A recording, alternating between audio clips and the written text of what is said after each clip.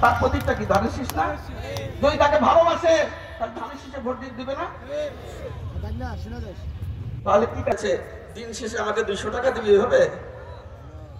ওই যে বাড়ি দখল করে, ওই চাঁদাবাজি করে যদি সাময়িক সুখে আছেন, দীর্ঘস্থায়ী সুখ পেতে হলে জনগণের ক্ষতি হয় এমন কোন কাজ করা যাবে না বন্ধুরা।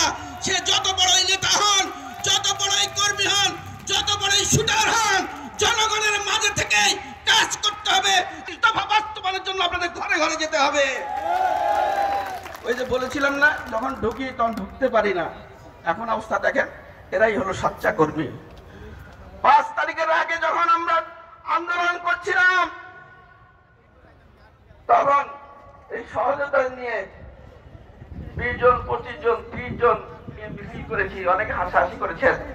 কিন্তু সেই সময় ছিল র্যাবের বিরুদ্ধে এবং স্বেচ্ছাসেবককে পাহাড়ের মধ্যে আমরা 20 জন, 30 জন নিয়ে মিছিল করেছি বন্ধুরা। কিভাবে এরা দেশের সরকার না হবে? মনে রাখবেন, তারেক রহমানের 17 বছরের পরিকল্পনার মাধ্যমে ওই 30 জনের গ্রামের মাধ্যমে আপনারা আজকে এখানে বসে আছেন। সেই 30 জনের আন্দোলন সংগ্রামে জুলাই আগস্টের সেই বিপ্লব অনেকেই মনে করেন, অনেক সমন্বয়কারী বলেন যে আমরা দেশ স্বাধীন করেছি। কিন্তু বন্ধুরা মনে রাখবেন, যে ভাই মারা গিয়েছে, যে বোন মারা গেছে, যে ভাই পঙ্গুত্ব পালন করছে, যে বোন অধ্যত্ব পালন করছে, তাদের রক্তের বিনিময়ে আমরা এসেছি। সমন্বয়করা মনে করেন তাদের সমন্বয় করতে চাই না। অনেক সমন্বয়ক এখন কিন্তু লোভে পড়ে গিয়েছেন, সংস্কার করবেন। আর সংস্কারের জন্য তো 31 দফা দেশ তারেক রহমান দিয়েছেন। একটি নির্বাচন আমরা চাই না পিছনের দুয়ার দিয়ে ক্ষমতায় আসতে। আমার দল চায় না, জনাব তারেক রহমানও চায় না পিছনের দুয়ার দিয়ে আমরা ক্ষমতা আসতে চাই না। আমরা সকল দলের সমন্বয়ে গণতান্ত্রিক ভাবে ভোটের প্রত্যক্ষ ভোটের মাধ্যমে আমরা ক্ষমতায় যেতে চাই, যদি জনগণ আমাদের ভোট দেয়। সেই জন্য সীমান্তের অতন্ত্র প্রহরীর মতো আপনাদের থাকতে হবে, জনগণের কাছে মিশতে হবে। পথটা বড় কথা নয়। এখন শান্তিতে ঘরে ঘুমান না? ঘুমান। সেই শান্তিটা বজায় রাখার জন্য শহীদ প্রেসিডেন্ট জিয়াউর রহমান যখন 19 দফা ঘোষণা করেছিলেন, ঠিক তেমনি 31 দফা দিয়েছেন। সকলে ভুলে যান, এই দিন সেই দিন নয়। আওয়ামী লীগও মনে করেছিল সারা জীবন কি ভীষণ ইহজগত কিছু দেন। আমার নেত্রী, আমার মা দেশ নেত্রী বেগম খালেদা জিয়া দীর্ঘদিনের সেই বাসস্থান ক্যান্টনমেন্ট, সেই বাড়ি থেকে এক বন্ধুরা আমরা দাঁড়িয়েছিলাম। 3rd গেট দিয়ে যখন যাচ্ছেন, আমরা গুটি কয়েক 10-12 ছাত্র দল যুবদলের ছেলে ছিলাম, কাপড় দিয়ে মুছেছেন সেই। অথচ মহান রাব্বুল আলামিন কি অবস্থা হয়েছে, যিনি বের করেছেন, আজকে জনগণ তাকে দেশ ছাড়িয়ে পালিয়েছেন। অতএব মনে রাখবেন, ওই যে শিশুটা ধরে রাখুন, জনগণের সাথে থাকতে হবে।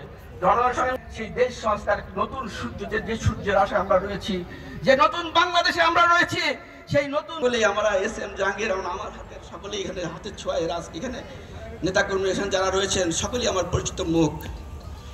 হয়তো কি পেয়েছি কি পাইনি, কিন্তু একটু মনে করি যেখানে যে একটু সম্মান পাই, সেই সম্মানটাই আমার জন্য যথেষ্ট। আমার জন্য 5 তলার বাড়ির প্রয়োজন নাই, BMW গাড়ির প্রয়োজন নাই। আপনি আমাদের সাথে থাকতে চাই, জনগণের সাথে থাকতে চাই, আপনাদের যে কোনো সেবা আমার সাধ্য মতো থাকতে চাই বন্ধু। সেই গুণে গুণান্বিত হয়ে জিয়াউর রহমানের সেই কর্মকাণ্ডের যে ফল, সেই ফল নিয়ে কিন্তু আজকে বিএনপি নামক দলটি রয়েছে বন্ধুরা। আমাদের নেতা বলেছে না, টেক ব্যাক বাংলাদেশ। কেন বলেছেন? এর অর্থ উনি বুঝাতে চেয়েছেন শহীদ প্রেসিডেন্ট জিয়াউর রহমানের শাসন আমলের সেই বাংলাদেশ আমরা চাই, দেশনেত্রী বেগম খালেদা জিয়ার আমলের সেই বাংলাদেশ আমরা চাই।